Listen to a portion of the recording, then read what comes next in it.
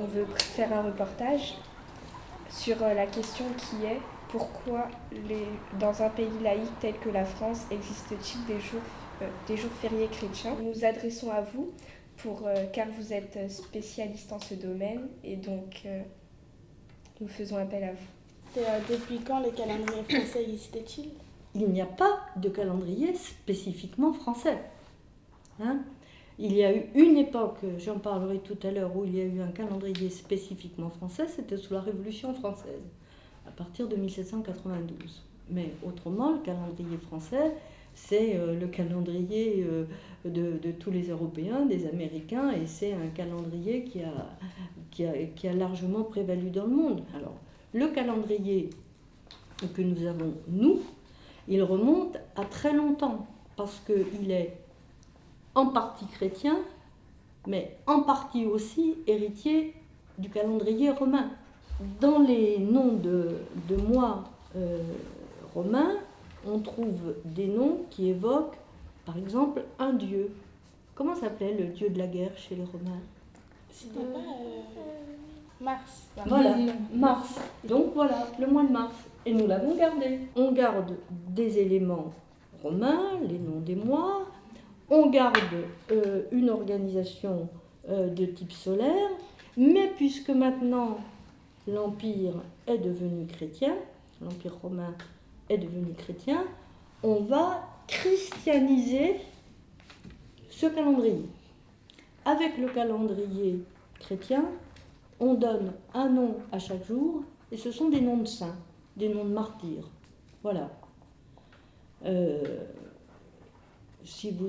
Maintenant, ça tend un petit peu à disparaître, mais pendant longtemps, tous les calendriers, tous les agendas portaient le nom d'un saint. Maintenant, il y a des agendas et des calendriers qui ne les portent plus. Et puis, pour rythmer, alors ça va correspondre, je crois, à une de vos questions ultérieures, pour bien organiser le temps à l'intérieur des mois, on va de 7 jours en 7 jours. Cette fois-ci, comme dans le calendrier hébraïque, comme dans le calendrier juif.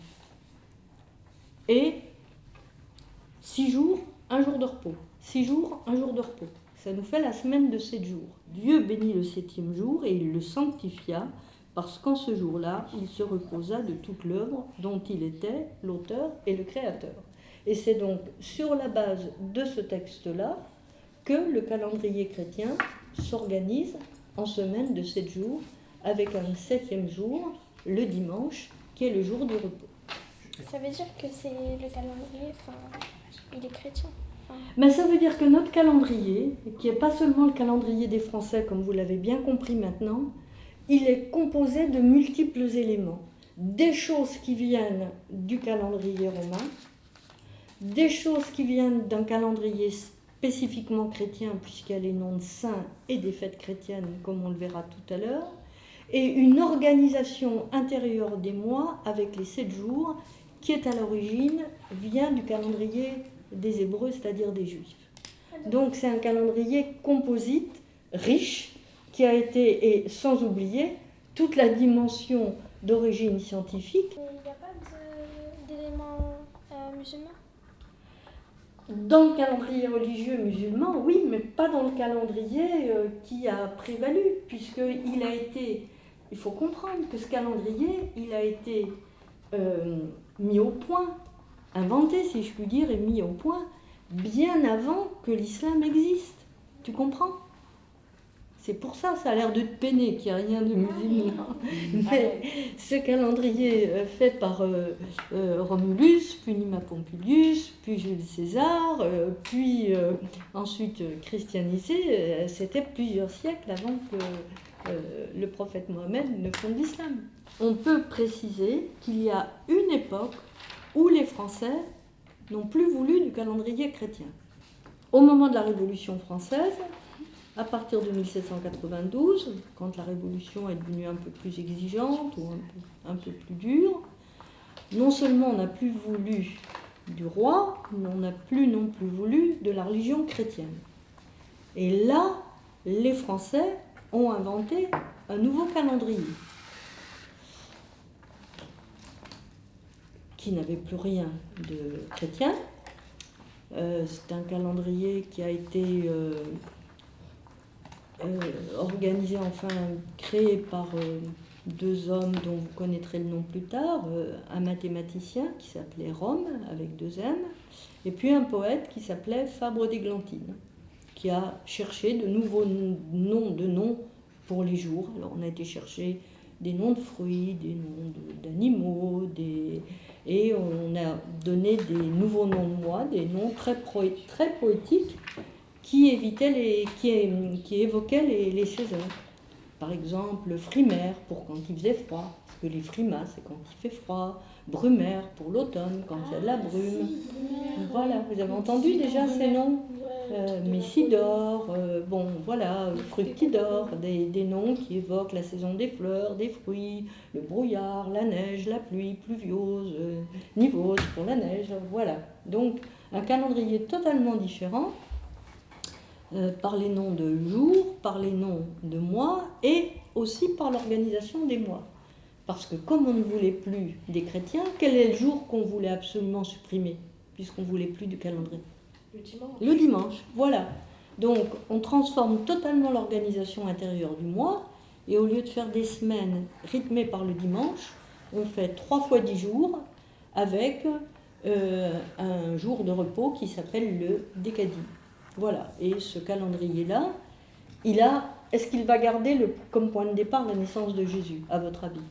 Non. Alors, qu'est-ce qu'il va avoir comme point de départ? Le jour où ils ont décidé... Eh ben voilà. Donc, il part de l'année 1792, qui devient l'an 1 de la République. Cela rendrait-il plus laïque le calendrier français en enlevant tous les jours fériés religieux ou en ajoutant des jours fériés juifs ou musulmans? Si notre calendrier, donc qui n'a rien de spécifiquement français, comme vous le savez, était vidé de tous ces jours fériés religieux, c'est vrai qu'il serait plus laïque. On ne peut pas dire le contraire. Si on appliquait une laïcité rigoureuse, stricte, dans laquelle il n'y a plus rien de religieux, il serait plus laïque, on ne peut pas dire le contraire. Ça, ce serait une solution, pour qu'il n'y ait plus de discrimination, plus aucune fête religieuse. Il n'y a pas de musulmane, il n'y a pas de juive, il n'y a pas d'hindouiste, il n'y a pas de bouddhiste, il n'y a pas de chrétienne non plus. On enlève tout. Il y a une autre solution, j'ai oublié de prendre ce livre, tiens. Il y a une autre solution qui correspond d'ailleurs à ce qui avait été préconisé en 2003, quand au moment où on discutait beaucoup de l'affaire du voile, du foulard dont vous avez dû entendre parler, une grande commission qui s'était réunie, la commission Stasi, et les gens qui formaient cette commission, présidée par un monsieur qui s'appelait Bernard Stasi, avaient recommandé de mettre un jour de fête musulmane et un jour de fête juive. Merci Madame Lalouette d'avoir répondu à toutes nos questions. Ça nous a permis d'avancer dans nos recherches. Et on espère vous revoir bientôt. Eh bien, ça serait avec un grand plaisir parce que vous êtes tout à fait charmante et intéressante.